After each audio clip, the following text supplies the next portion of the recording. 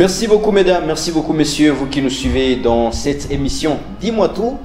Aujourd'hui nous sommes là une fois encore pour vous présenter cette émission avec tout le plaisir. Nous vous saluons, vous qui nous suivez de partout à travers le monde. Aujourd'hui nous recevons un acteur politique, un analyste politique, n'est-ce pas, quelqu'un qui se connaît un peu dans les analyses de ce qui se passe en République démocratique du Congo, mais également dans notre province, le Haut-Katanga, ou pourquoi pas dans le Grand Katanga. Et lui c'est Junior Kibawa.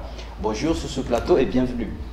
Bonjour Monsieur Jules, bonjour à tous les téléspectateurs, ça dépend de l'heure à laquelle vous allez nous suivre. Bonsoir ou bonjour. Un petit rectificatif, oui. C'est en tant que jeune leader du Katanga. Et par rapport à cette position, nous sommes censés de défendre les autorités du Katanga, quelles que soient les tendances politiques, les couleurs politiques. Tout à fait. Donc ici, c'est dans cette casquette de jeune leader katangais. Et puis en tant qu'analyste politique ainsi que sportif. Voilà. Merci. Et vous allez postuler aussi à la présidence de la jeunesse katangaise. Je n'ai pas encore ces ambitions-là personnellement. Oui. Nous avons autre chose à faire, mais nous allons quand même aider certains jeunes qui ont ces genres d'ambitions à voir dans quelle mesure ils peuvent aider le Katanga et ainsi que l'ensemble des autorités du Katanga. Tout à fait, ça c'est très très important. Absolument. En tant que jeune leader de la province du Katanga. Alors avec vous, nous allons parler de deux dossiers. Nous allons commencer par cette situation qui concerne les problèmes d'homologation des stades de la République démocratique du Congo, le stade des Martyrs, mais également le stade de Kibasa-Maliba. Nous allons revenir aussi sur cette situation qui prévaut dans le Grand Katanga, notamment, n'est-ce pas, dans les territoires de Sakania. Voilà, et le territoire de Sakania, on va revenir sur ces conflits ou ces marches qui ont été organisées par la population du coin. Mais on commence d'abord par la situation d'homologation des stades. Comment vous avez appris lorsque vous avez été informé que deux stades, la RDC, n'ont pas été homologués par la CAF? Alors, merci beaucoup Monsieur Jules pour la question. Je pense qu'en tant que Congolais, en tant qu'un sportif, ça nous a tous choqués d'apprendre que nos deux stades n'ont pas été homologués ou approuvés par les inspecteurs de la CAF. Et pourtant récemment il y a eu plusieurs matchs, notamment lors de la qualification au Mondial Qatar de 2022, ainsi que lors de la CAN, qualification pour la CAN, il y a eu plusieurs matchs. Vous avez vu, le chef de l'État était là. En tant que sportif, ça nous a mis un peu mal à l'aise parce qu'on a besoin de voir nos équipes de la RDC les accompagner ici chez nous. Alors lorsqu'on a appris ça, quand même ça nous a choqués. Et en faisant les investigations, nous avons trouvé que absolument il fallait que le gouvernement s'y mette afin de finir les travaux qui sont dans les deux stades, notamment le stade des Martyrs ainsi que le stade Kibasa ici à Lubumbashi. Voilà. Alors, il y a beaucoup de gens qui ont essayé d'accuser le ministre de Sport, pensant qu'il est en tout cas pas à la hauteur de la tâche qui lui est confiée. Est-ce que c'est aussi votre point de vue? Personnellement, je dirais non. Je dirais non. Pourquoi? Parce que le ministre a fait le travail qu'il fallait faire, ainsi qu'avec l'organe technique il a fait COFA. Ils ont proposé au gouvernement central et les travaux ont débuté. Il y a eu des travaux qui ont débuté. Vous allez voir, vous allez constater que le stade des Martyrs aujourd'hui, c'est un stade innové. Oui. Mais par rapport à l'opinion, à ceux qui veulent transformer ou infirmer, donner une autre position par rapport à ça, c'est que le ministre a fait le travail, la FECOFA a fait le travail, et le gouvernement a financé les travaux en partie. Lorsque vous regardez aujourd'hui le stade des Martyrs, c'est un stade rénové par rapport aux années antérieures. Donc il y a eu des avancées significatives et les travaux sont en train d'être faits. Seulement, ce que les gens doivent savoir, c'est que l'homologation ou l'approbation d'un stade, ce n'est pas seulement l'aire de jeu. Lorsque vous regardez la pelouse, la CAF plutôt, n'a pas... il n'y a pas eu de plainte sur la pelouse, il n'y a pas eu de plainte sur les sièges. Les plaintes, c'est à d'autres niveaux. Par exemple, l'écran géant, il faut qu'il y ait l'écran géant pour la visualisation visibilité de tous optimale de tous ceux qui sont au stade. Il faut mettre l'infirmerie pour les joueurs ainsi que le staff technique. Il y a également des vidéos, de caméras, des vidéos surveillance, ainsi de suite. Il y a beaucoup les latrines. Ce sont des travaux qui sont en cours. Le gouvernement avait financé ces travaux-là en partie. Raison pour laquelle récemment, je pense avant-hier ou le 15 février dernier, vous avez vu le ministre des Sports ainsi que le Premier ministre qui ont été le ministre des Sports a été convoqué, convié tout à fait. À la réunion de CCE, une commission de conjoncture économique. C'était justement pour ces genres de réclamations. Donc il y a eu, c'est dans ce sens-là, et d'ici là, le stade sera homologué parce qu'il y a un recours qui est introduit à la CAF. La CAF a donné un délai de 30 jours, je pense. Les travaux, le gouvernement central va financer pour que les travaux puissent s'achever et que lorsque la CAF va venir, les inspecteurs de la CAF viendront pour cette fois-ci une deuxième expertise. Nous osons croire que nos stades seront homologués et nous sommes à la hâte de voir nos équipes venir jouer ici localement. Entre-temps, ils vont évoluer à l'extérieur, notamment le FC Saint-Oula-le-Popo qui doit jouer en Zambie. Et vous avez le V-Club qui doit jouer au Congo-Brazzaville et le DSMP en Angola. Non, absolument. Là, ce sont les dirigeants de chaque club qui ont décidé, qui en ont décidé. Parce que nous avons un stade ici qui est homologué.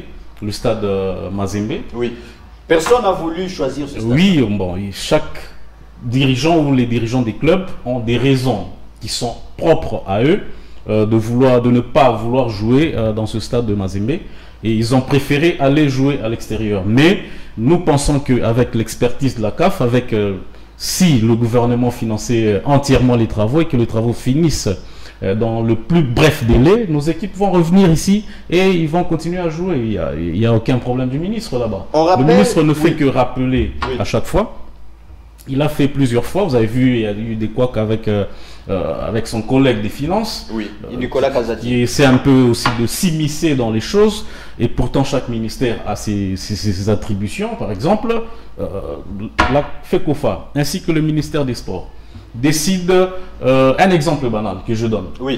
Allez-y. Pour l'infirmerie, il y a des médicaments qu'il faut payer, il y a des matériaux qu'il faut payer. Le ministre des Finances ne peut que débloquer les montants et donner aux techniciens. Mais vous voyez un ministre des Finances qui veut aller payer du matériel. On pouvait comprendre à défaut que le ministre de la Santé, comme c'est une infirmerie. Vous voyez un peu ça. Tout ça, ce sont des blocages qu'on est en train de mettre pour l'évolution du sport dans notre pays. Voilà. Alors, on rappelle que pour le stade, par exemple, des Martyrs, selon les factures que nous avons eues, c'est près de 3 millions de dollars qui ont été débloqués pour seulement la rénovation de ces stades. C'est quand même un montant colossal. Oui, c'est un montant colossal parce qu'il n'y a jamais eu des petits montants lorsqu'on débloque, mais on a débloqué 3 millions sur plus de 7 millions. Est-ce que vous pensez... Donc c'est insuffisant, les travaux vont se faire à 40%. Or, il fallait que le travaux puisse être fait même à 60 ou 70% pour que le stade puisse être homologué. Donc, le gouvernement doit, là où nous sommes dans cette phase, le gouvernement n'a qu'à financer les travaux afin que le stade puisse être homologué par la CAF. On prend maintenant le stade plutôt Kibasa Maliba. Vous avez été aussi choqué parce qu'on a vu quand même le gouverneur Wandani, Jacques Yaboula Katoué, ouvrir ce stade au public avec un match assemblée provinciale, gouvernement provincial. Mais au finish, le stade n'est pas homologué. Oui, c'est dans la même angle avec le stade des Martyrs. Donc, le stade, ce n'est pas seulement l'aire de jeu, ce n'est pas seulement la pelouse ou les sièges. Il y a beaucoup de facteurs qui entrent en jeu. Et même le stade Kibasa, si nous allons au stade Kibasa, il n'y a pas d'écran géant, par exemple. Il n'y en a pas. Il n'y en a pas. Il n'y a pas de caméras de surveillance, il n'y a pas... donc il y a beaucoup de choses qui manquent. Ça c'est vrai, parce que même selon la CAF, il n'y a que 2 choses qui ont plus, n'est-ce pas, alors tout ça, même ça entre en jeu. Du stade Kibasa n'a pas plu. Non, l'ère de jeu a été irréprochable. Il ne faut pas suivre ce qui se passe sur les réseaux sociaux. Non, mais il y a l'ère de jeu. Non, ça ce sont des comédiens. Il ne faut pas suivre les comédiens. La pelouse, c'est une pelouse synthétique. Ça s'appelle pelouse synthétique. Ce n'est pas le gazon naturel. Vous comprenez un peu ça? Il ne faut pas suivre les histoires qui se passent sur les réseaux sociaux avec des comédiens et du côté de la pelouse, du côté des sièges, en tout cas, les inspecteurs de la CAF n'ont rien reproché. C'est autre chose qu'il faut compléter. Et ce sont des travaux qui restent à faire. Nous osons croire que d'ici quelques temps, ou les 30 jours qu'on a donné, oui, tous nos stades vont quand même à 90% ou à 80% être... les travaux vont s'accélérer dans ce sens-là, afin que ces stades puissent être homologués par la CAF. Est-ce qu'il ne fallait pas aussi qu'il y ait des têtes qui pourraient tomber dans ces dossiers? Ici, c'est quand même une honte au XXIe siècle que la RDC n'ait aucun stade homologué. Non, la RDC... il n'y a aucun stade. Oui, absolument, un stade de l'État, si on peut le dire. Tout à fait. Voilà. Mais ce sont les mêmes stades qui ont été homologués il y a récemment, il n'y a pas beaucoup de temps. Les conditions ont changé. Il n'y a pas beaucoup de temps, donc les conditions évoluent. Oui. Et je ne pense pas qu'il y a des têtes qui doivent tomber. S'il y a des têtes qui doivent tomber et qu'il y a des preuves tangibles dans ce sens-là, oui, la justice doit s'en saisir. Mais si c'est la faute au gouvernement de financer, alors là, vous demandez que le gouvernement tombe. Non, c'est le gouvernement de financer afin que les travaux puissent s'améliorer. Voilà. Oui, il y aura sûrement le gouvernement Sama 2 qui va arriver.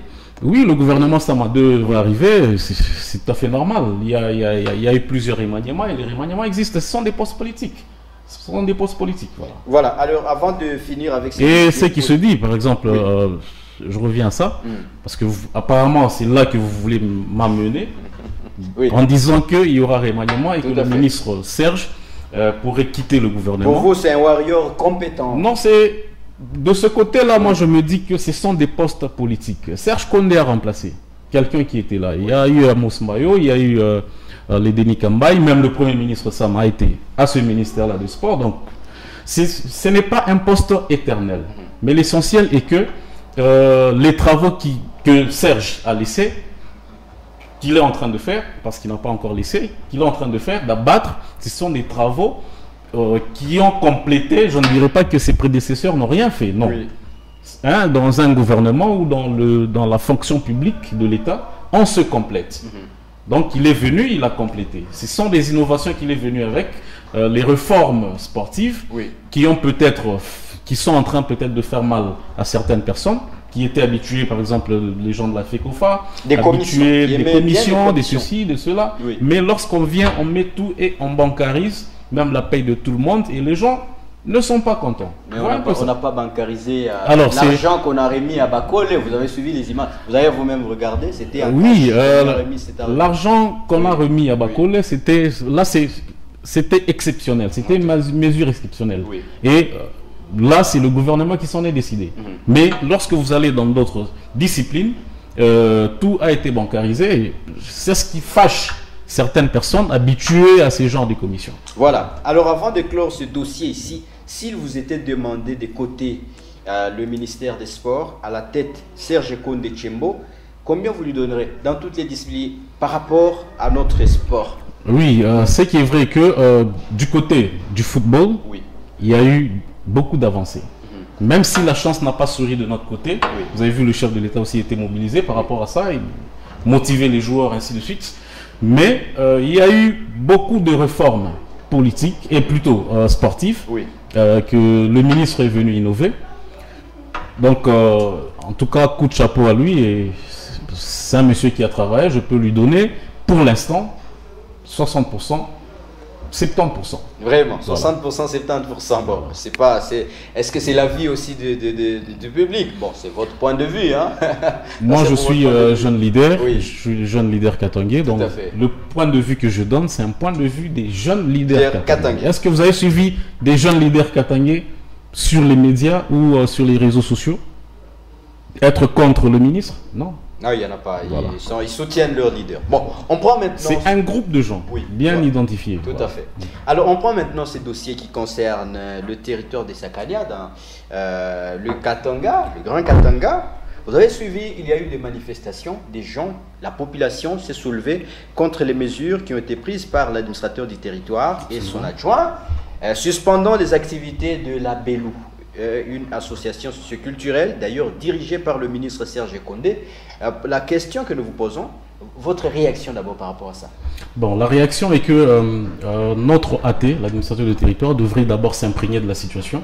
Parce que lorsque vous êtes nommé à une fonction, vous devez d'abord vous imprégner de la situation sociale des gens. Comment est-ce que les gens sont en train de vivre sur le plan organisationnel du lieu là où vous êtes affecté. Oui. Mais la remarque est que l'AT arrive, c'est comme si vous êtes en train de faire un bras de fer avec la population. Non, vous êtes le dirigeant de la population. C'est vous qui dirigez cette population au quotidien.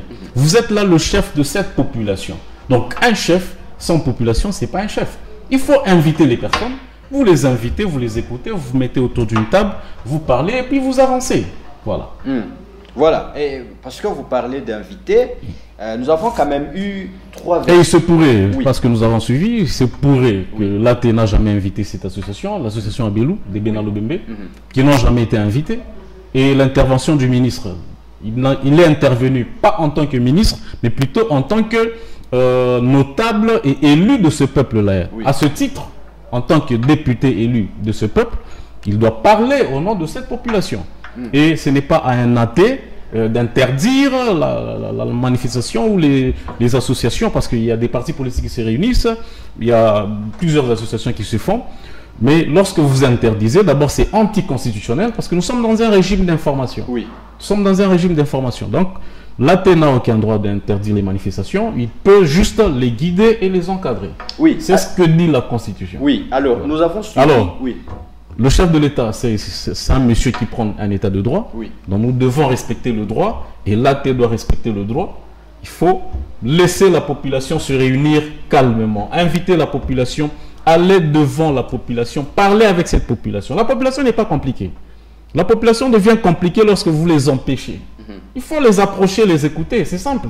Oui. Voilà. Alors, on va entrer un peu dans le voice que nous avons tous suivi du ministre Serge Condé, qui est notable même de Benalobembe, qui est également président de cette association socioculturelle, quand il demande à l'administrateur des territoires de faire attention, parce que là où il y a quand même certains qui étaient aussi là-bas. Ce n'est pas ce qui a poussé les gens à se révolter. Non, ce sont des fonctions politiques. Ce n'est pas ce qui a poussé les gens à se révolter. Ce sont des fonctions politiques. Hein, et personne n'est éternel à une fonction politique. Donc lorsque vous y accédez, il faut savoir que vous allez quitter un jour. Il y a eu des athées. Il y en a eu. Dans cet audio-là, moi, je n'ai vu aucun mal dans tout ce que le ministre a raconté, plutôt. Ici, il a parlé lui-même, pas en tant que ministre, il a parlé en tant que un notable et un élu. Alors, en tant qu'élu, ce qu'il a parlé, c'est clair et c'est limpide. On n'a révolté personne. Et la population elle-même, si la population s'est soulevée, c'est peut-être par rapport à d'autres choses et par rapport à certaines interdictions. La population doit s'exprimer. Il faut approcher les gens, vous les écoutez, vous parlez avec eux.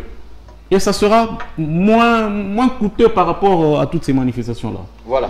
Alors, en votre qualité de jeune leader katangais, est-ce que, comme la population est en train de nous suivre, est-ce que vous pouvez expliquer qu'est-ce que la population de Sakania exactement cherche? La population de Sakania cherche à se réunir. Principalement les gens de la Belou. C'est une association. On ne peut pas interdire à une association de se réunir. Donc ce sont des gens qui veulent se réunir, faire des réunions, parler du développement de leur territoire, le territoire de Sakania, et ainsi de suite. C'est justement pour le développement. Mais on ne peut pas interdire les gens à parler de développement de leur territoire. Et commencer à infirmer, à créer des histoires comme étant qu'on est en train de soulever la population à la révolte. Non. Voilà. Il n'y a pas une dose politique là-dessus? Il n'y a aucune dose politique. Il n'y a aucune dose politique. Certains ont pensé qu'il y a un problème de leadership, comme nous allons vers les élections. Il y a deux notables qui veulent, n'est-ce pas, avoir... Le problème de leadership, ça existe toujours. Ça existe partout. Il y a toujours un problème de leadership qui existe. Mais ce n'est pas ce problème de leadership-là où il faut créer des troubles avec la population. Parce que ce que les gens doivent éviter, notre AT doit éviter, est que Sakania, c'est une frontière. C'est l'entrée de la République. Tout à fait. Et si on crée des problèmes à Sakania, ça risque d'être comme ce qui se passe à Kwamouth, par exemple. Et là, si on bloque, et vous imaginez les conséquences. Les soulèvements commencent toujours avec des petites choses comme ça. Il faut savoir les gérer. Lorsque vous arrivez à un poste, vous êtes novice, posez aussi la question même à vos prédécesseurs. Comment est-ce qu'on peut faire? Chercher des collaborateurs qui vont vous aider. Oui. Et non pas vous mettre dans des troubles. Nous sommes en train d'aller vers les élections. On n'a pas besoin que Sakanya puisse être comme ce qui se passe à l'Est ou ailleurs. Donc, c'est aux autorités qui sont établies à Sakanya, dans l'AT, de voir dans quelle mesure il peut parler avec la population, ainsi de suite. Voilà. Alors, la responsabilité du ministre de l'Intérieur là-dedans, qui n'est pas aussi responsable. On prend d'abord le ministre de l'Intérieur provincial, oui. Eric Mouta, parce que c'est lui, n'est-ce pas, le patron de la territoriale. Il contrôle tout ce qui se passe dans la province du Haut-Katanga. Il a quand même une responsabilité aussi à dire ça. Quand oui. L'administrateur du territoire a suspendu les activités, il a quand même un mot à dire pour que cette mesure soit levée. Oui, absolument. Le ministre a un mot à dire là-dessus parce que c'est lui le patron de la territoriale ici en province. Donc, le ministre devrait aussi également faire peut-être une descente, aller écouter cette population et voir dans quelle mesure on peut résoudre ce problème-là.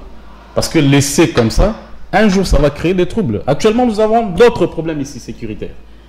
Ici à Lubumbashi principalement. Et si nous en créons encore à Sakanya, là ça risque d'être compliqué. Là vous faites allusion à ce qui se passe. À ce qui se passe. Là je suis en train de parler au ministre, c'est un grand frère. Nous parlons très bien, donc c'est à lui aussi de prendre certaines responsabilités, d'être dans la peau du ministre de l'Intérieur quand même. Voilà. Voilà. Alors on a compris que le ministre de l'Intérieur, Eric Mutandala, qui est un jeune Katangais d'ailleurs, un jeune Katangais, un jeune leader qui fait un travail de qualité, parce que moi je l'avais vu quand le Premier ministre est arrivé ici, il a fait vraiment la sécurité d'un ministre de l'Intérieur et Sécurité. Ça c'est un coup de chapeau qu'on doit jeter à notre ministre de l'Intérieur. Alors, la population maintenant, parce qu'on ne l'a pas aussi touchée, c'est elle qui manifeste. Est-ce qu'il n'y a pas moyen aussi que cette population écoute ce que les autorités disent? La population, avant d'écouter ce que les autorités disent, c'est aux autorités d'approcher la population. Mais si vous n'approchez pas cette population, la population va s'exprimer comment? Elle va s'exprimer dans la rue. Parce que vous ne les approchez pas. Il faut approcher les gens, parler avec eux. Il y a beaucoup de stratégies. Vous approchez les gens, vous parlez avec eux, et là, ils vont s'exprimer librement et vous dire quel est leur problème. Mais lorsque vous les évitez, ça sonne mal. Donc et eux-mêmes peuvent chercher des solutions. Lorsque la rue est en train de parler, la rue n'a pas d'âme. Et ça risque de dégénérer. Et quand ça dégénère, vous ne serez même plus autorité. Tout à fait. D'ailleurs, vous allez diriger quoi? Parce que s'il y a des troubles, vous allez diriger quoi? La population demande au chef de l'État on va dire, de revenir sur son ordonnance, nommant ces deux administrateurs. Non, là, la population n'a pas demandé au chef de l'État de revenir sur ces deux ordonnances. La population veut le développement de leur province et de leur territoire plutôt. C'est tout ce que la population demande. Et c'est à l'AT de les approcher et de parler avec eux. Parce que la population ne peut jamais demander au chef de l'État de revenir sur ces Donc ce message ne sera pas écouté, c'est ça ce que vous voulez dire? Le message de la population qui veut pratiquement que ces autorités ne soient plus autorités de sa commune. Non, la population, il n'y a aucune population qui a réclamé. Oui. Il n'y a aucune population qui a réclamé le départ de l'AT. Non, personne n'a réclamé le départ de l'AT. Oui.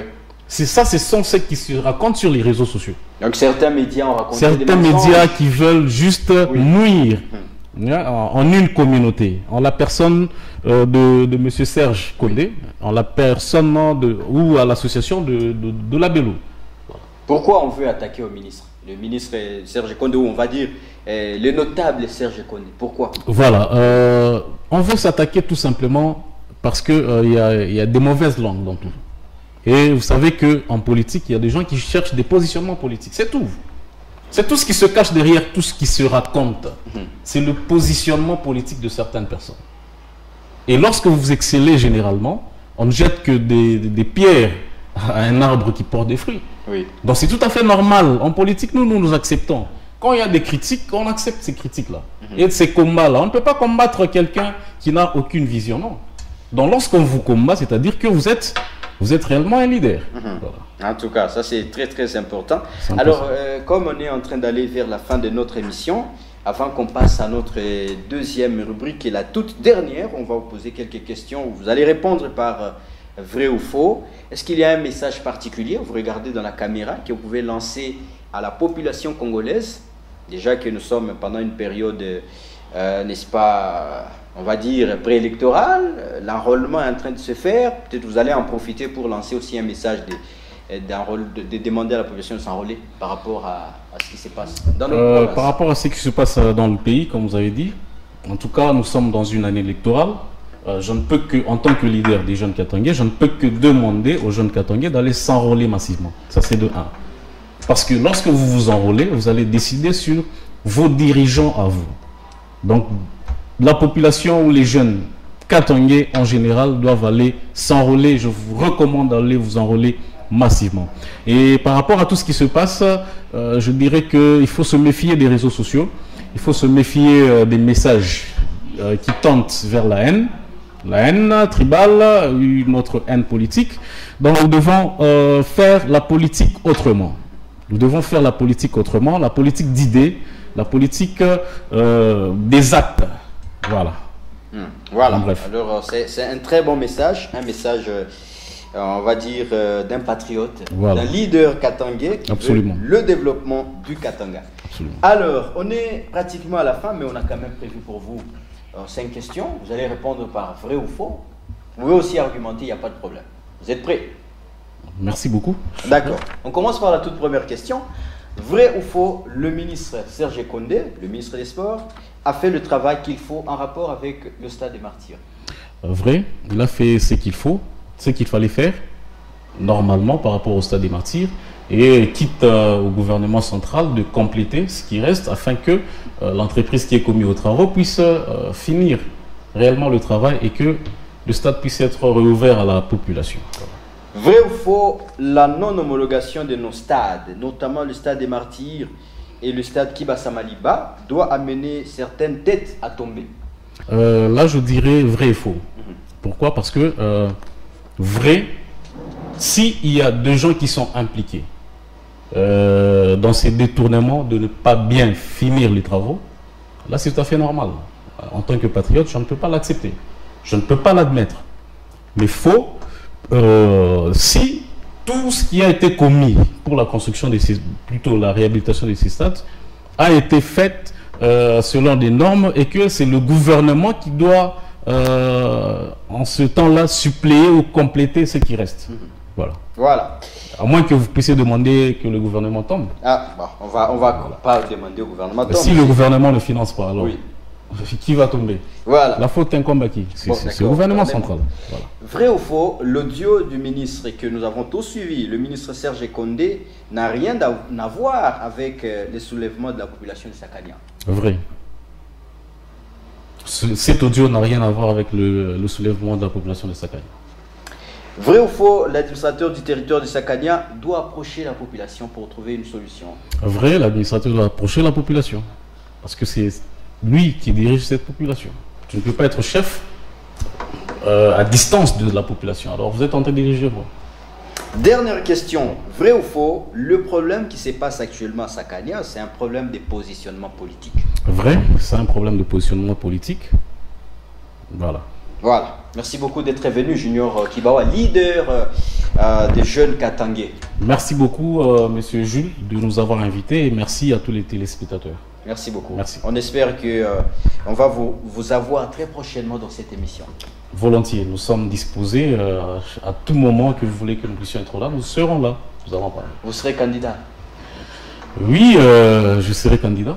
Je serai candidat et je vais me définir dans les jours qui suivent. Tout à fait, c'est bon. On a besoin du rajeunissement de la classe politique. Merci beaucoup en tout cas d'avoir répondu à nos questions. Merci à vous qui nous avez suivis. Merci à Raphaël Kassongo, Eli Kabange, sans oublier Raphaël Tchanga. On se fixe rendez-vous prochainement. Bye bye.